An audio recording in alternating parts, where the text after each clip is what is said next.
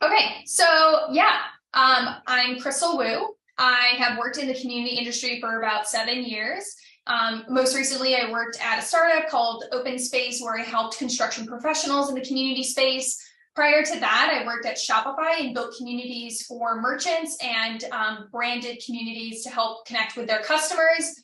And then prior to that, I was at HubSpot, where I started in social and kind of worked my way through the community pipeline of social media and forum and activity. So super excited to be here and connect with you all. I put my handle down at the bottom.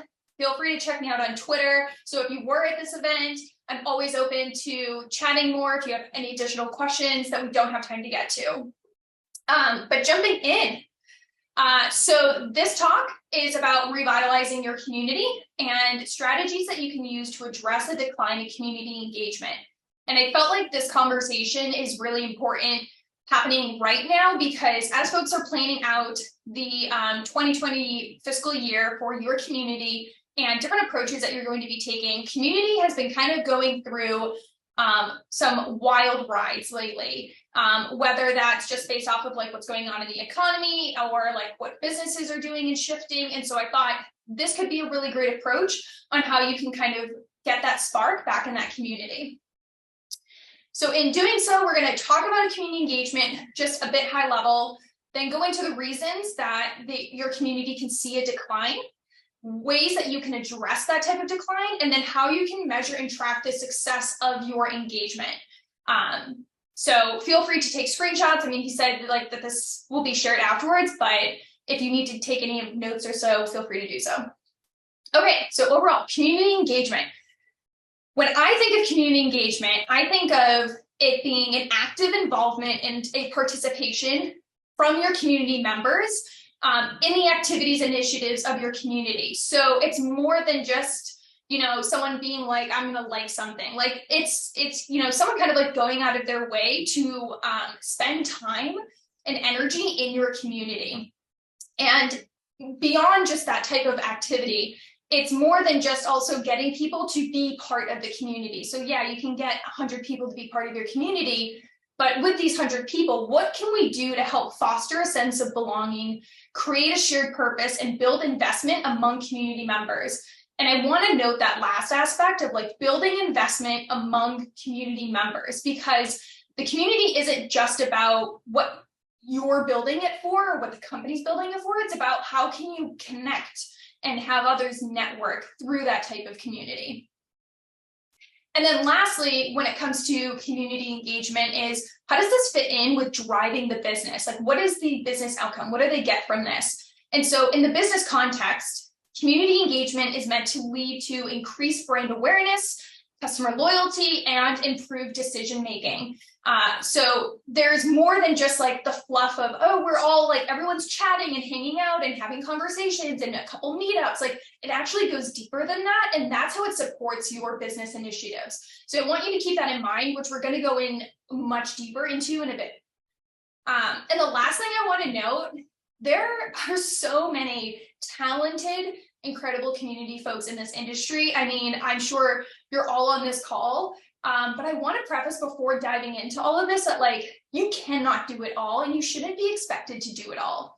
So as someone who was once the one-person team and then worked on a multiple team of people, like you're only a few people working in a space for hundreds to thousands of other people. So there's a lot of information that gets thrown at you, a lot of different strategies and tactics, and just take the approaches with a grain of salt, because knowing that like you're not meant to do it all, you have other teams and parts of the organization that are there to support you. And I just want to preface that because I know a lot of people feel like they're alone in doing this. You're not alone. Like we're here to do this together and we're here to support each other. Cool. So knowing what we know about community engagement, let's talk about some reasons that I have seen based off of like the companies I've worked at, what I've had conversations in the industry, and overall just like what community like engagement is looking like and why there are declines. So the first one I'm seeing with so many companies now kind of going onto the bandwagon of like, oh, we want community, like we're so excited about community people, we want to hire community. Great. Well, you know what that also means? Now there's a rise a different type of platforms with these businesses, and they're having increased competition, which makes it really difficult to attract and retain members in your community. If you're trying to create a community for marketers, what is it that your community for marketers is going to differentiate from the tens of hundreds of other types of community for different marketers? So you need that differentiator to kind of stand out, and just be aware of who your competition is and what is it that makes it special and why you would bring the members to your type of community. Another one that I've seen is a lack of clear communication and direction. Businesses are struggling to communicate effectively with customers, or they may not have a clear strategy for community engagement. And this has been leading to a lot of confusion and a lack of engagement among customers. And what I mean by this is that if there is not enough clear communication internally with your leadership team, with different parts of the organization, that is going to reflect externally to your community. They're gonna know. They're gonna know something's off. They're gonna know something isn't quite connecting, because they're gonna be experiencing different types of conversations, different approaches. And so unless there's full alignment internally with your company, there's not going to be any type of alignment with your community. They're going to find out. The next piece to it is reduce face-to-face interactions. And it's funny, if you told me to have this type of conversation maybe 2 years ago, I would have been like, virtual's doing great. It's just the nature of the environment that we're in, with the pandemic and everything, having to pivot to full virtual interactions. We're trying to ebb and flow with what the needs are for your members. And as we're kind of breaking through to become more comfortable with having in-person events, I think people are now getting to the point where they're kind of craving that type of interaction. And so just being aware of that, maybe slipping into more of a hybrid model, or introducing at least one in-person event with your community, and kind of letting those folks who are craving that sense of in-person connection have that opportunity. And then another one I'm seeing is a decrease in social trust with a rise of disinformation. So this part in particular, how I see it, with a rapid spread of information, it's become more difficult for businesses to build trust with their customers, leading to a decline in engagement, as members are less likely to engage with businesses that they don't trust. And I'm not naming names, but I'm sure you all know that there have been a lot of shakeups with businesses lately in terms of new leadership or new approaches, and people who were really loyal to those companies are kind of finding hey, this isn't what I signed up for, or this isn't the space where I felt like it was safe to have those types of connections. And so it's breaking a lot of trust, and it's, people are losing those members because of it. And so just being aware of that is helpful. And I want to also note that this type of aspect right here, not everything, that is a decline in engagement is, falls in the community realm. Sometimes it's actually just out of your hands, and it's part of, what your leadership, what your stakeholders are doing in terms of their decision making. And so just be aware of that. You can't control every aspect. This is kind of one of them. But just being able to communicate where you're seeing that is what's going to be helpful and impactful when you're sharing what that decline might look like. And then the last piece, which I think really goes well with the first one, kind of sandwiching it here, is the oversaturation of content. So, sharing content around the same topic can have a really big impact on your engagement, because, if a community member is a part of 4 different communities, a similar industry, they just want to be able to kind of get connected with different folks. They don't want to see the same type of content in every single one posted each way. So this is why it's really important to shake up the type of content, the way you deliver the content, the way that you involve members possibly into the content, or just your approach with it. I think, there's a lot of content to be had. And I do think that there are many different creative ways and outlets that it can be presented, rather than the typical here's a question, let me ask you this question, kind of go beyond just that and think, how can we get our members involved a little bit more? So now that we kind of talked about what I'm seeing in terms of the decline in engagement and what those approaches are, let's kind of dive into ways that we can address a decline in community engagement. The first being building relationships, which feels meta, because you need to build relationships to drive engagement. But I really believe in terms of like oscillating between the one-to-one and one-to-many approach. And this is something I talk a lot about on my social channels, where I think it's incredibly valuable to get that zoomed in approach with like one of your main or top members and one of your really disengaged members. It could be like 1, 10, whatever it may be, but have those one-on-one conversations. Ask the same questions so you can build an understanding and a story of why someone is super engaged and why someone's not super engaged and where it's meeting their needs and what the gap really is. And then take that zoom out approach to have a bigger conversation, which can be done through like webinars, or it could be done through AMAs, or just through like wider discussions on your forum or your Slack channel to get that approach. But that's super important. And in doing that, I think this is where you go a bit further to make an effort getting to know who your community members are and actively listen to their needs and concerns. And I have to emphasize actively listen, because this is so important, but so overlooked in the community space. And what I mean by this is when you are going into a conversation with a community member, remove the bias of like, I want to make sure we get this type of outcome from them, or we have to make sure that they hit these points so it aligns with what we need to say with our business, or we hope that they're, going to give us a 10 on their NPS because they like XYZ. Like, remove all those biases and really just go into that conversation to hear out what it is that they like about the community, what their value is, what their initial purpose was for joining, maybe why they churned from your community, to get a good understanding of how you can build a story around what it is that's working and what it is that you have those types of opportunities that you can work towards. I think actively listening and community management as a whole really can affect your type of engagement that you're going to be having and really affect the type of community that you're building.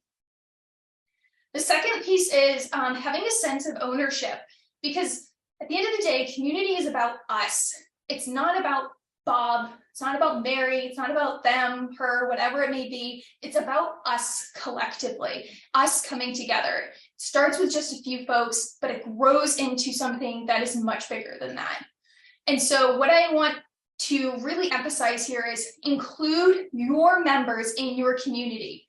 And what you can do for this is allow your members to take on leadership roles. Maybe they become an admin and help support activity, or a moderator, and give them some type of incentives so they can foster a sense of ownership and investment.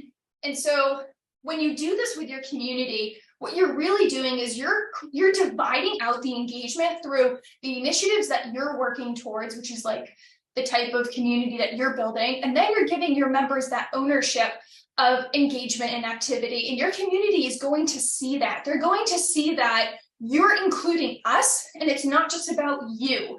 And that's a good way to help drive more activity, because they're seeing peers like themselves in situations like themselves, or in a similar mindset, or understanding of their industry, and they're more likely to proactively reach out and engage, and it's less frightening sometimes as well. And then the last one is focusing on the value. So what I mean by this is aligning the goals with the value that you have for the business. And it'll be mutually beneficial outcomes and ensure long-term success with your engagement. So what this looks like is regularly communicate, emphasize, talk about, how the community is increasing brand awareness, customer loyalty, and improves the decision-making. It ensures the efforts are aligning with the business goals overall. If you are not the number one advocate for your community internally, if you do not over communicate, I should have put over communicate with folks in different departments, your marketing team, your sales team, your services team, whatever it may be, leadership, Like, they need to know what your goals are, what your initiatives are, what your outcomes are, maybe even who your top members are. It's going to sound repetitive to you because you're in this day in and day out, but if you're not communicating it to them, they're going to have no idea, and they're not going to know how is community driving value for the company in this respected area or this respected area. So communicate as much as possible. And then knowing what that is, one thing I kind of wanted everyone to know is take a breather, take a moment, and just like reflect. Because everyone's on an engagement roller coaster. And I have been on this. I'm sure you are looking at this and you possibly have been one of them. But sometimes you create a piece of engagement or you create a strategy where it just lands. Your community's like, I love this. This is working. They're engaging. They're having a great time. It's creating more opportunities. You're on a high here. But then as time rolls on, you're kind of like dipping down low. And with this low, you're like, what's going on? Why is my community not as active as they once was? And so that's where you like rethink your approach, come up with new strategies, come up with a different way, because again, you're gathering more members at this point too. So you're getting new folks who have new reasons and problems that they are trying to solve through this community. So you're rethinking it, and then it takes off again because now you've created a new initiative. And the reality is it's just going to keep going like that. If someone here has a community where your engagement is flatlining or just like constantly increasing the entire time, like, I want to meet you. I would love to know how that's working out, because the other thing too that you want to consider, especially with engagement, is like community are people, and people have lives outside of their community. So when it comes to the summertime, people want to disengage. They want to spend time at the beach. They want to be with their family. They want to go enjoy vacations and holidays that they have. During the holidays, they want to be able to, spend time with their families. They have events coming up. Maybe they're trying to do the whole, like, I'm going to remove myself from social media for a bit and just kind of re-energize. And that has no reflection on your community, but knowing that, that's an idea of like an understanding to be like, okay, we're likely going to get a dip here. Maybe people don't want to be online. Maybe we should refocus our energy to an in-person meetup so folks can meet up outside in the sun and get together. Just that's where the pivots come in. But just know that engagement is going to flux. It is the nature of a human because we are working with humans. And so knowing all of that type of information, now we're going to get into the nitty-gritty of measuring and tracking the success of your engagement. In doing so, I just kind of want to quickly note out that there are various types of communities when it comes to understanding how you're measuring the success of engagement. Sometimes you're working with a social media community, a product community, an internal employee community, support, advocacy, whatever it may be. Each different type of community can have their own way of measuring for success. So just keep that in the back of your mind when we're going through this. So this piece right here, it's very interesting. I see superficial metrics and then there's meaningful metrics. And how I see this is superficial is what the outcome, and then the meaningful is the output. So, for example, in superficial metrics, it's extremely common to kind of default to the likes, the shares, the comments, the followers in a community. And I'm not negating the fact that these are not important metrics. These are helpful to know because as folks in the community industry, this is good for us. This is good for us to understand what's the type of activity going on within the community. However, when you're trying to take this information and communicate it to your higher ups, this is where the confusion and the loss is happening. The meaningful metrics, where it's the conversion, the churn, customer lifetime value, net promoter score, product adoption, whatever it may be, this is where your leadership is understanding the impact of community. So we have to be able to take those superficial metrics and convert them to meaningful metrics so it's more understanding, it has a bigger impact, and it aligns with your goals of your company. So provided as an example, let's say you're measuring engagement by tracking retention or customer lifetime value to increase customer loyalty. For this discussion, I'm using retention as an example, which, to just refresh everyone, retention rate is the percentage of users who continue to engage with the community over time. So it's a good way to show activity, and it's a good way to communicate to leadership. Here's the retention we're looking at from the community and how this is driving loyalty. This is where I was kind of like, if you want to take a screenshot, you can. I didn't have a way to like dumb this down any further because I really wanted it to be very clear as a good example on communicating this. So in an overview, if you're trying to review retention rate in terms of driving engagement, you're going to take the number of communities at the end of a period, which is the CE, the CN is the number of members acquired during that period, divided by the number of members at the start of the period. So an example for this, if you had a community of 500 members at the start of January, and during that month, you acquired 100 new members, while also losing 50 members due to churn, at the end of the month, you were left with 550 members. And so how you would calculate this is the formula below, leaving you with a 90% retention rate, meaning you were able to retain 90% of your members during that period of time during January. And that is the outcome that you would be presenting to leadership, because that is the outcome to them on what matters. It's not just like how many total members did we have in the month of January, how many did we lose, the retention rate, how many are we actually hanging on to? That shows this is how much of the community is being engaged during that period of time. So it's really important to be able to use formulas to help quantify the data and read the data. So when you are showing impact of engagement to leadership, they have a clear understanding of like, okay, now this relates to what we are looking for in an overall business. So to summarize that piece, tracking and measuring your engagement, I think is not only, it's so essential to use appropriate metrics, to use formulas for your community type. Mentioned earlier, there are different types of communities, like if you have advocacy, product adoption, customer community, internal community, whatever it may be. So knowing that information, and then you can optimize your engagement strategy for that to align with your business goals. Because at the end of the day, with engagement, you want to make sure that you can, with all the efforts that you're putting into it, you want to make sure you can reflect an outcome that shows the impact of it. And so to kind of end it all here, I wanted to just, let folks know that communities can be unique and can be successful if you leverage the community to its fullest. And through its fullest is the type of activations that you do with your community, the approach that you have, the different ways that you can tackle declines, and then how you measure it to show that it's impactful and successful. And that's it.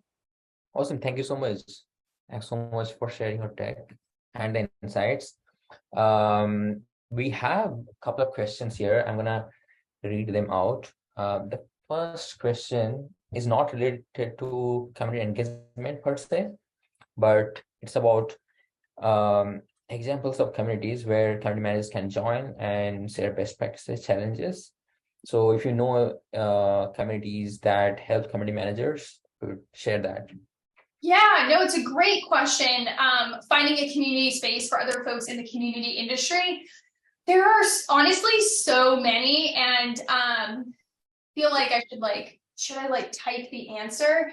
But it depends on also the type of community you're interested in. I'm in a lot of Slack communities where there's the CMX community, there's the the community club community from ComStore. I also have myself on Twitter. If you go to my Twitter account in my profile bio, I created a Twitter community just for community folks. So you can ask questions, share resources, connect, however it may be. But yeah, no, there's so many different types of spots and spaces for it.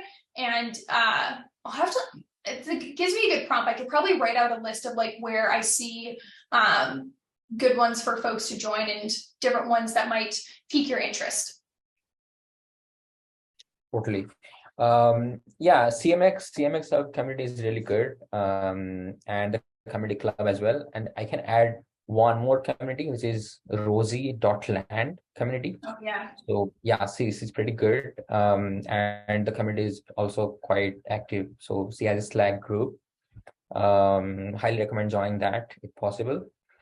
Yeah, and okay, so let's move to the next question, which is again anonymous. When trying to build relationships with members, to understand the user story, what starter questions do you suggest asking?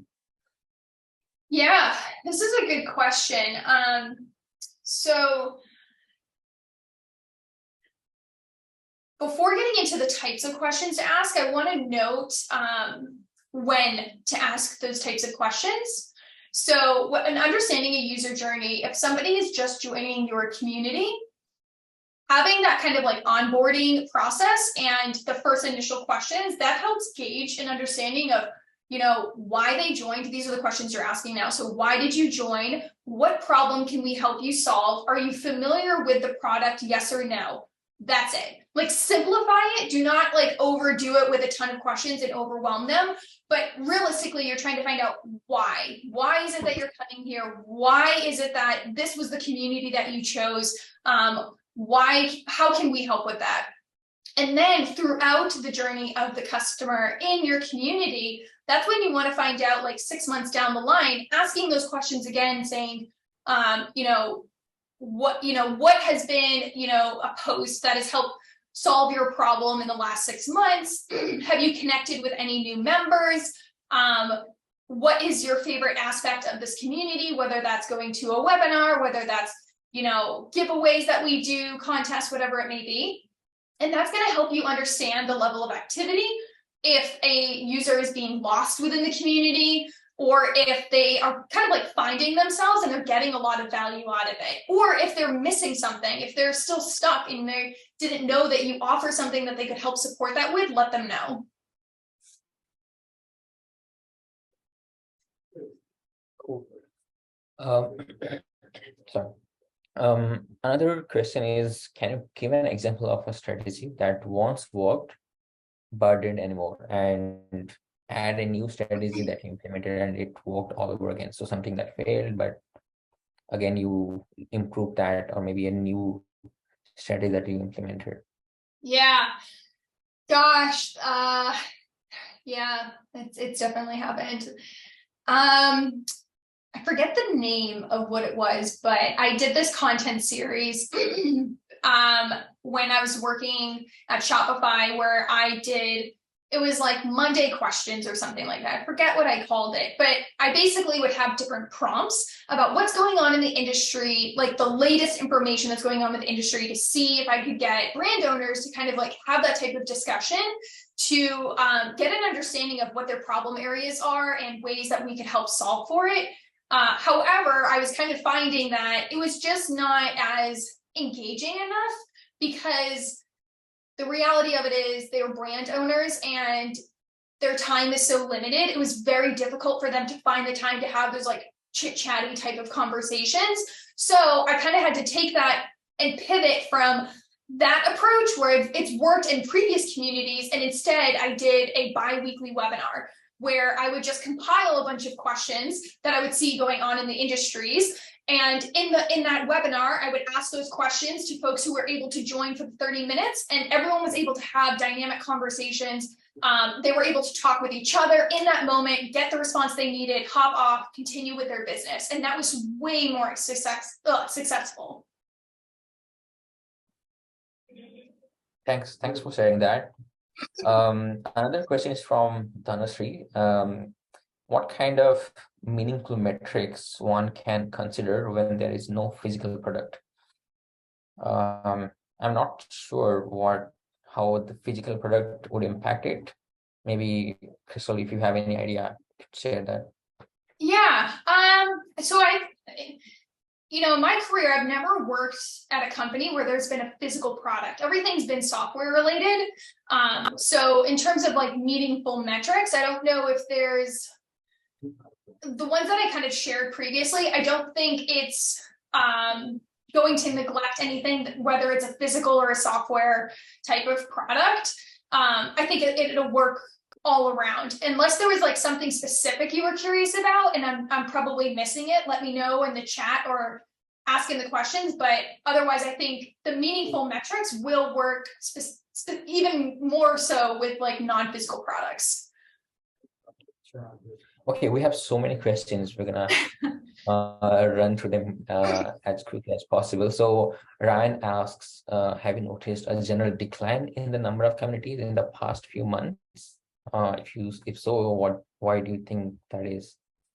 Yeah, again, talking in the software space, I've definitely seen a decline for two reasons. One being, you have to like consider it's like Q1 for most companies right now. And a lot of them are kind of like heads down focused on getting out new strategies and like projects planning. And so sometimes because of that, they're so focused and engaged on like setting themselves up for the new year that they don't necessarily go into a community to kind of have like those extra conversations and that extra activity. And then aside from that, the reality of being like, if you are in the tech space, a lot of shifts that's been going on in the tech space, people, again, this is again with like companies and like the distrust that they're seeing. Some people are just genuinely removing themselves, and it's nothing negative about you. It's just how they're kind of taking that approach. So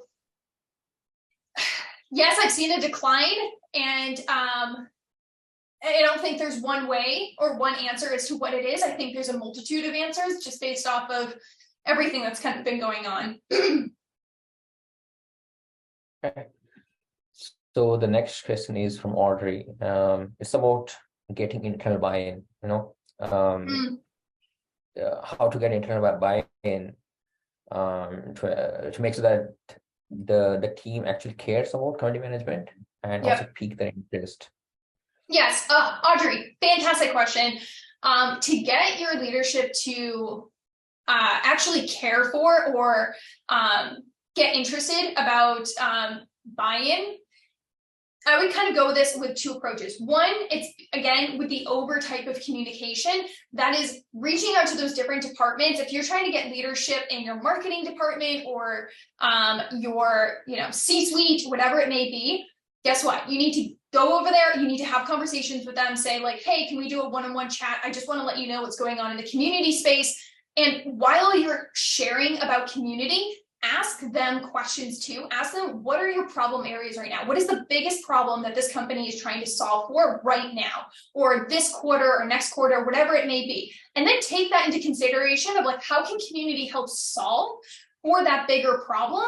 Because that's what's going to get on their radar when they're seeing that community is intertwining with what the business needs are. And with how everything is kind of shaking up right now, I think that's what businesses are really looking for. And they're looking for in teams of like, we need to get more customers or we need to retain customers. Like, take that into consideration and back channel on how can you get that to be solved through the community.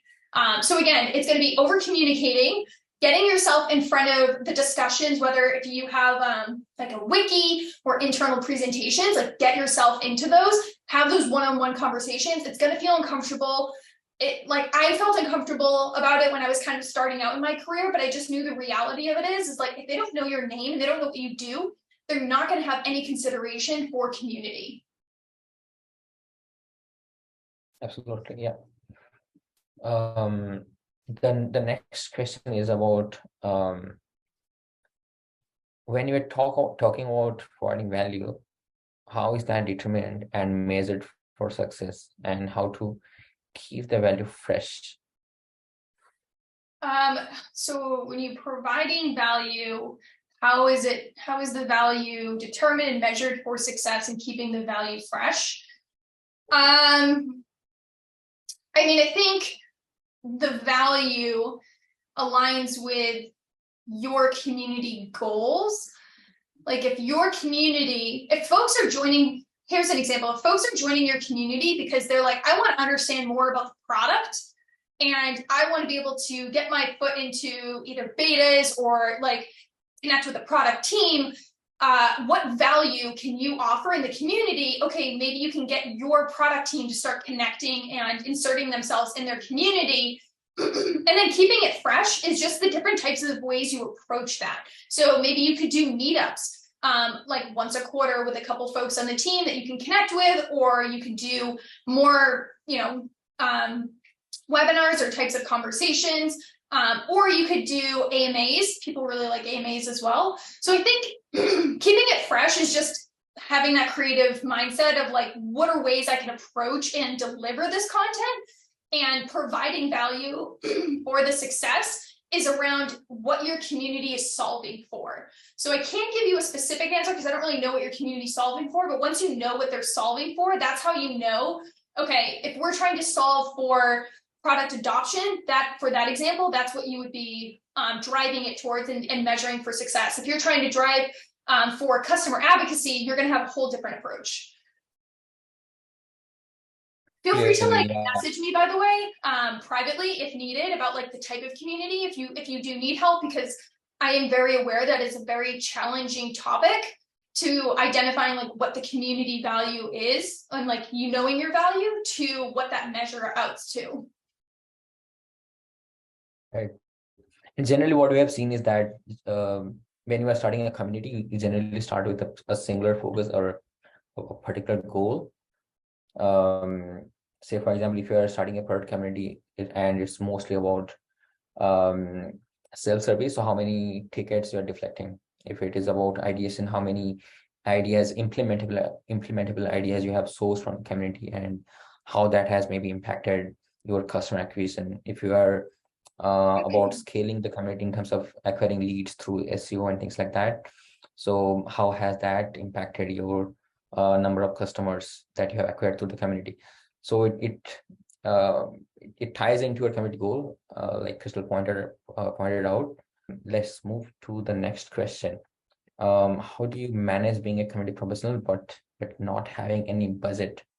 Oh my gosh.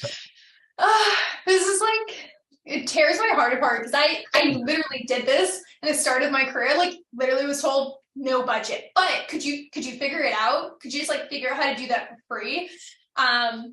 So I totally get where you're coming from.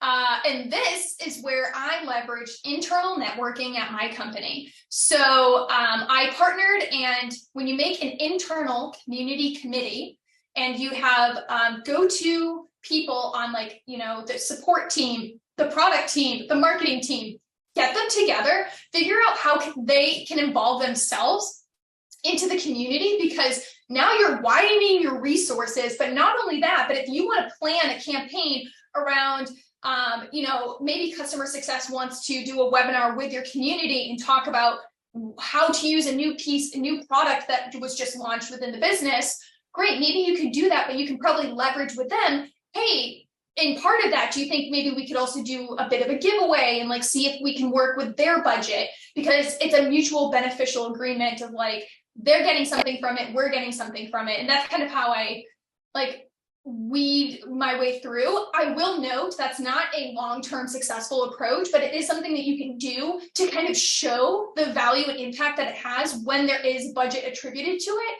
So you can kind of take that information and be like, now I'm going to go to my leadership team and be like, here's an outcome from the last quarter where I worked with these teams. I was able to work with a bit of their budget. We were able to have some giveaways with it. We were able to have some events. We were able to create a bit of swag. Like, look at where the community results are now. Now let's kind of push for a budget for the following quarter. Okay. How can you manage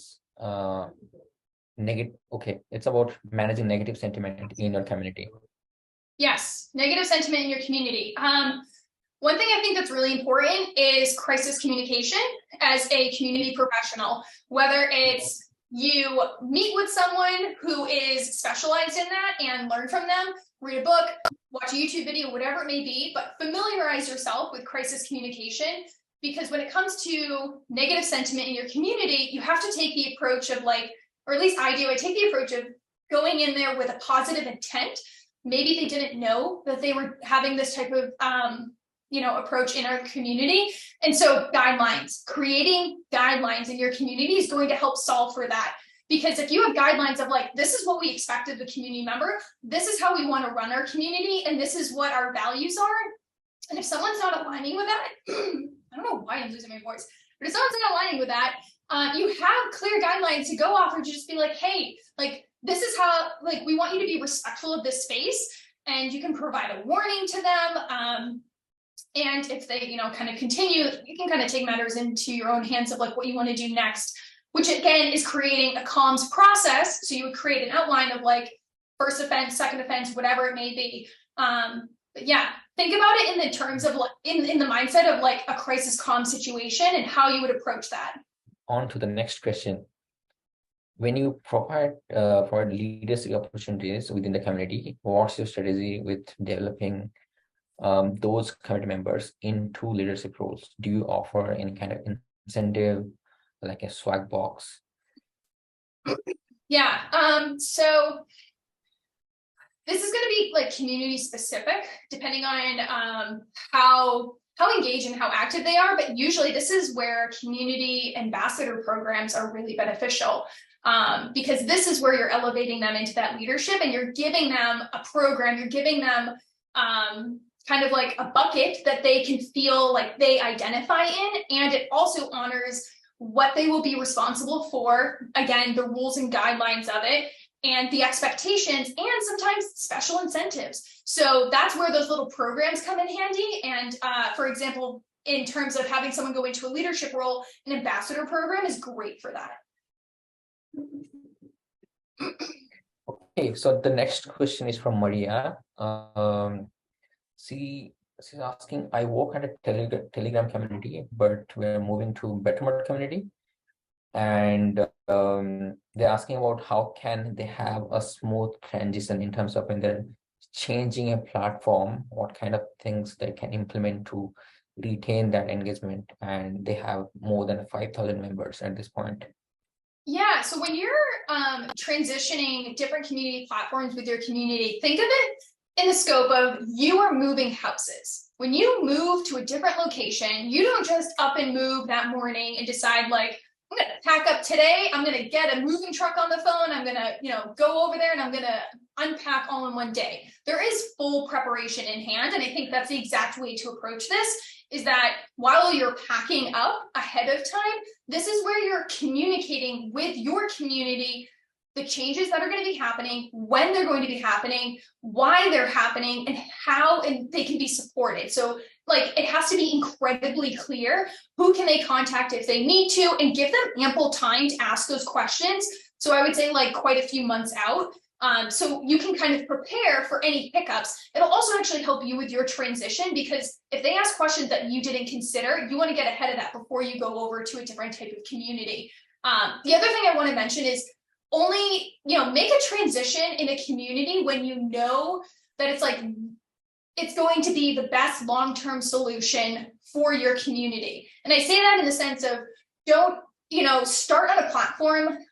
This is an example. Don't start on a Facebook platform, for example, and then think, okay, now I'm going to go to a smaller forum community, and then I'm going to go to a bigger forum community. This is where like the budget discussion has to be in play, but that's too many moves for a community, and you're going to churn your community. You're probably going to lose like anywhere between like 30% of your members from your moves, because there's just too many moves at once. Also consider the type of platform you're transitioning from. You're going from a social media outlet to a forum. Like that is a whole new user experience for those members. So if that's the case, I have no idea what platform Telegram community is on, but if it's a different type of platform than the Bettermode community, provide tutorials on how can you get set up in this community, where things are going to be located, maybe a quick like intro video of another member navigating that community. Seed some members, these are where the ambassadors come in, seed some members into the new community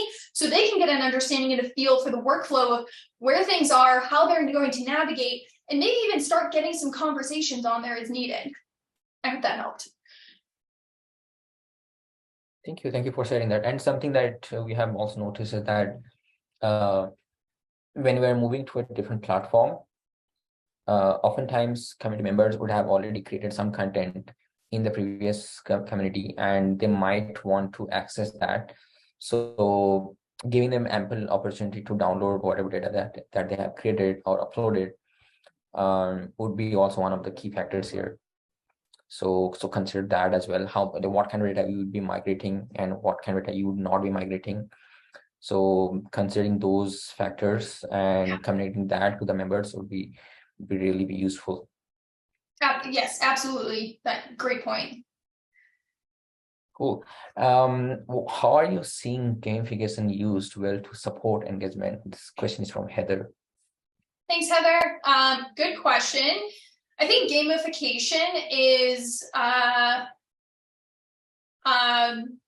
one of those things where you want to test it with your community first, and see if your community is responsive to it, because some communities, they love the type of gamification, and it's almost the only way that you can engage your audience.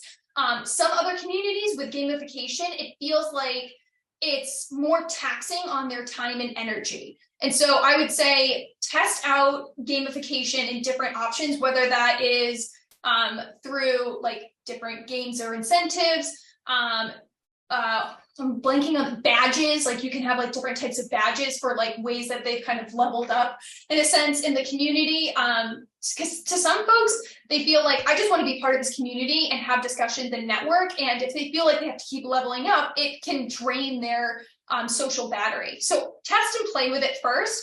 But from what I've seen communities do well when gamification works for that type of community. So again, like clearly communicate how the gamification will be played out in the community, get their kind of response on it. If it looks like it's positive, lean into it, and then kind of continue it on from there. But I've never seen like anything negative, just that it's possible not all communities, want that type of engagement. Also, I shared a link in the chat box. It's one of our webinar recordings. Jenny Piggle joined us in that webinar, and she has shared a lot of good examples around gamification techniques, and also I believe a lot of examples on badging, leaderboards, and all these things. So I think all those gamification techniques can also be used for engagement. But yeah, please feel free to watch that recording as well. Yeah. Okay, so the next question. We promote a lot of what we do in our clients community on the LinkedIn page. Just for added promo, appreciate LinkedIn community. So it doesn't replace their online community, but people that follow the page are really active in terms of liking and sharing promotional content, which is great, but converting them to accessing and contributing is tough. Any recommendations? Yeah. So on the LinkedIn page, please go ahead. Yeah, it's like I see this a lot too, where like you want to, so you're promoting the community on a social platform, like, and they're using LinkedIn as an example, and they're getting a lot of likes and engagement on that post on LinkedIn, but they're not able to attract those folks all the way to the community platform itself. Like the engagement is just sitting in the social space. So how do you bring them over to the community? And this, it actually kind of goes in part with gamification, but this is where you need to provide more value to that member or to the viewers that the community can offer that the LinkedIn post can't. So for example, you might say, there might be an event coming up, or there might be a post that solves a product question that you want to highlight on LinkedIn. Great. So now you're going to highlight, the question in itself, but list out, give it like 3 bullet points or something, list out what they're going to gain by going to the community and reviewing what the responses are, the type of conversation, or why it's important to engage in that community space. So like if there's a question, I would kind of note, check out our community where other members are solving for questions just like this, or connect with experts who are able to identify your problem areas around this. Like there's more the community offers, and I think you have to identify this is something that the community is doing on social. Here's what you're going to get from the community by joining that conversation, which kind of deters them from going just in social to going to the community. Okay, so there is one follow-up question in the chat box. What's considered a good standard conversion rate for folks who have been exposed to your community? Maybe a benchmark or something like that. I believe that's the question from Destiny. To your community. What is a good conversion rate for folks who have been exposed to your community? Do you mean like conversion for folks who went from this social media post to your community, Destiny? Okay. I mean, I don't know or an email invitation. I mean, that's a really good question. I don't even want to like act like I know, because I don't know the exact rate off the top of my head of what that would be. What I do know is I would want the data to show more activity in the community than what the social post is presenting. So like, let's say if the post gets like 10 likes or something like that, and there's 100 people that viewed that LinkedIn post, I want to be able to see if I can get more people viewing, like I would double that to the amount of people viewing the community post and then engaging on that community post to show that like, cool, we were interested. Now we took that interest and we acted on it. But that's actually a good question. I feel like I will have to get back to you on that. If you actually like message me on Twitter, I will look into that for you, because that's a good question and a good thought to have. So thanks for asking. Yeah, that's really interesting as well. Like I'll also invest some time in terms of finding out some benchmarks around that, moving from maybe social media to a brand community or your hosted platform. What's the conversion? That's a really good question. Yeah. Okay, so we have another question from Julie. What does your onboarding process look like to help keep them engaged from the get-go? For reference, I am on a free Slack community, no budget, and struggling to find the best onboarding process without that budget. Oh my gosh, Julie. I have to say, like, I love Slack. I love the platform. But onboarding into Slack is much more challenging, I find, in a community perspective or world. So like, you're actually like not even alone in that. I have struggled with that when I tried to do it. But the one thing I do know is when someone joins a Slack community, first off, setting them up with like the appropriate welcome message with resources of 1 to 2. Like this just might be me, but like, please don't overwhelm the user with like, here's a million different channels and things you should check out first. Like, let them kind of slowly dip their foot into it of like 1 to 2 different channels that they can start having discussions or get an understanding of like, what should I expect in this type of community? And then from there, I actually joined a community where it was a really great experience where they sent that welcome message. It was kind of like that automated thing. And then a week later, someone personally from that community DM'd me and asked me, like, quickly following up, like, hey, you've been here for a week. What have you liked? And what can we improve on in this community that will help solve for you? And I was like, I was pretty floored by that, because it was like, one, I was only there for a week, but they remembered and they knew I was there for a week. So I found that to be really interesting and helpful. And I think just the type of communication of like, I explained why I'm there. And I was like, I'm actually trying to solve for this. I can't quite find a resource. And that's when they were introducing me to a bunch of channels to be like, okay, try to go to this channel to ask this type of question, and this channel if you're going to network for these type of people. Because Slack fatigue is such a real thing with communities. There's so many types of communities on Slack that sometimes you join and you're like, oh my God, there's so much going on. Make the experience really personalized to the person. And I say that, and that's why it's like tough with Slack too, I gotta be honest, because there's not like full automations on how you can kind of go through that process because it's Slack. So it does feel very manual, but like, the rewards, in my opinion, outweigh the time-consuming aspect of it, because the information that you get and likely the amount of members who are going to stay because of those interactions has like more long-term effects on it.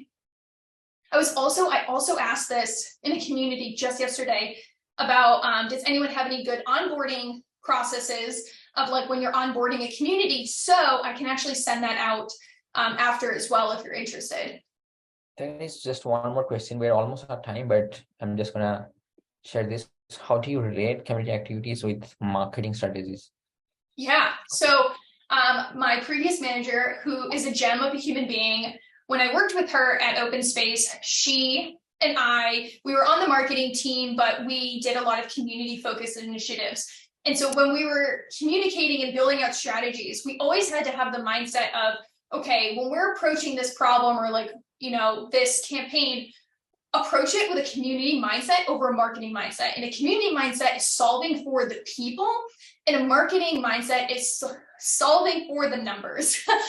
So just kind of take that into consideration when you're trying to put together a campaign that maybe other teams, like the marketing team, is like, hey, we want to partner with you to make sure we can get and amplify this message out or this webinar out that we're doing. Okay, take that information and curate it to what is the community voice and tone, and how can you deliver that in a community with a community mindset, so folks know that it's not something that you're trying to promote or market to them. You just have to be very self-aware of that and cognizant every single time. So a brand voice and tone for community is really essential to make that divide on how your marketing and community initiatives are separated. Right. Well, I just have one question, which you do not have to answer. How do you manage to answer 20 questions in 30 minutes? I like talking, I guess, and I'm clearly losing my voice as I'm doing it.